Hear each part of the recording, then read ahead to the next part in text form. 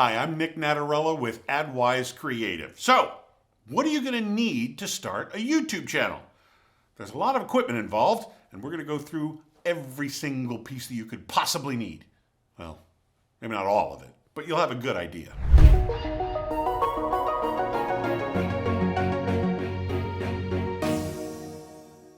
What's the best camera to use for any situation? A simple lighting technique that originated in the 1600s with the Dutch masters. Jump back to the 21st century and let's talk editing programs. And then let's go over something cool to have and something you can't have enough of. Let's get started.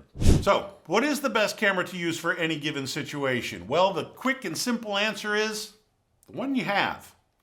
There's probably going to be one within arm's reach. If you're in a pinch and you need to do something, grab that one. Chances are it's in your pocket.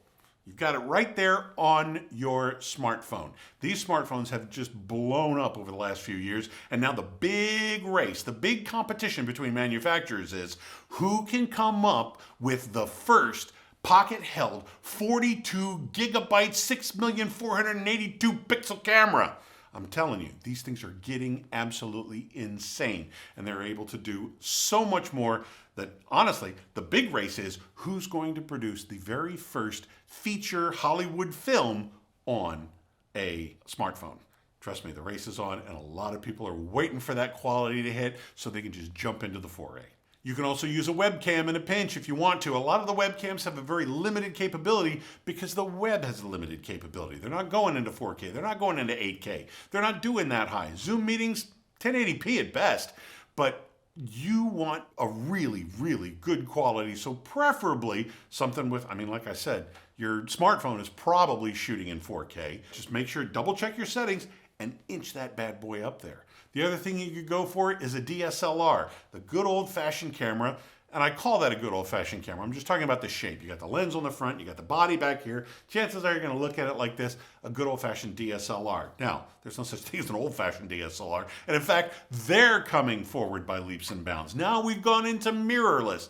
Mirrorless is a little expensive, but I'm telling you, the technology is going to take over, and of course, with great technology comes much more affordable prices in the long run. Feel free to start saving your nickels for a DSLR or a mirrorless. Do not, though. Do not hesitate to start making content because you have that camera in your pocket right now. There's no excuse. Get started today. For lighting, you can do something very simple with lighting by sitting in front of a window, going outside, sitting underneath a tree. Or if you want, you can even accomplish a fantastic lighting effect that dates back to the 1600s to the Dutch master painters. They call it Rembrandt lighting or the Rembrandt effect. Now, if you position it just right, let's move to this side. Let's say the lighting is here because that's where it is. You see this little triangle of light over here? It's mostly in shadow, but there's a little triangle right there. That was the signature Rembrandt look. And you can do that simply with one light. If you play your cards right, you can probably do it with a lamp sitting on the end table in the living room right now. Preferably a three-way. Let's crank it up a little bit. But again, I get back to my basic tenet. If you're waiting to order lighting, that's not an excuse. Get started. There are plenty of other alternatives. But if you want to invest in one light, start doing your research, start doing your studying, and set up a Rembrandt lighting effect. You're going to need some video editing software to get this done. You've done all your content, you've recorded all, but I'm sure there are a couple mistakes or some flubs. There's tons of software options out there, anything from free that's probably, again, on your cell phone. It's probably already on your smartphone and very compatible with the camera. Or if you want to step it up to a free program, you can. There's plenty that chances are your Mac or your PC already come with some. There's one preloaded on there. And then there are others you can download. There are tons of other programs that have an entry-level price. Some of them are a one-time payment. For example, let's say DaVinci Resolve Studio. The Studio version costs $295. It's one-time purchase only, and you're done. There's also a free version of DaVinci Resolve, which is quickly becoming a Hollywood standard. It hasn't quite taken over the industry, but they're looking at it. So that's the type of quality you're looking at when it comes to an editing program for free. There are just a couple bells and whistles that you don't use, but you know what? For what you'll be doing, you're not going to need those particular bells and whistles. So DaVinci Resolve Regular or the DaVinci Resolve Studio for a one-time fee. Then there's some others like Adobe Premiere Pro. That comes with a monthly subscription. Granted, it's a little less expensive than $295, but at, say, between $29 and $59 for a bundle of some kind, it starts to add up over time. Now, the good thing about, specifically, let's say, Adobe Premiere Pro, it plays very well with Adobe Audition. That is their audio program. And if you want to really have amazing audio and amazing video, something like that, where the two are compatible, is something to really consider. DaVinci Resolve also does that. They've completely and totally redone everything, and now they've got this robust audio suite that's built into the program, and you just flip back and forth between video and audio and make the adjustments you want. So anything from free to already in your pocket, all the way up to a monthly subscription or maybe a one-time fee. There's plenty out there to choose from. I know I'm blasting through this, a lot of information, very compact, very surface level. If there is something you need me to take a deep dive on, let me know in the comments below. Is there something specific that you're interested in? I can talk about that for you. I want to help you out, and just make the comment below and I'll do just that for you. Now, granted, just about every single camera is going to have a microphone built into it, and that's fine. You're probably going to pick up a lot of room noise with that. My particular setup, I even have a small shotgun mic mounted on top. That helps. There's still a very roominess and slight echo flavor to it. The best thing you can do, especially when it comes to audio for video, I should say, is have at least one, if not two, separate backups. You can have the one on your camera. That's great for syncing purposes. You can have a lavalier microphone right here for really clear recordings. And then what you can't see is there is actually a third microphone off screen that's picking up, it's directly pointed at me, so it's not going to have a lot of room noise to it, but it is a backup. So there's a backup to the recording.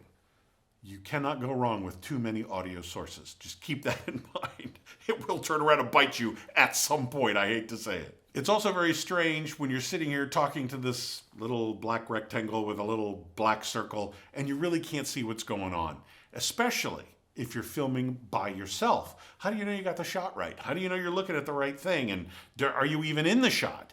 Because if you're like slightly off and you want to move things over, well, you can do that in post, but that takes up more time and more effort. And the whole thing is being able to do this quickly and simply. So, get an external monitor. A lot of these DSLRs and mirrorless cameras have an HDMI out, which means you can literally plug it into a 55-inch screen TV if you want to. Now, I wouldn't suggest that, but it's a lot of fun when you do.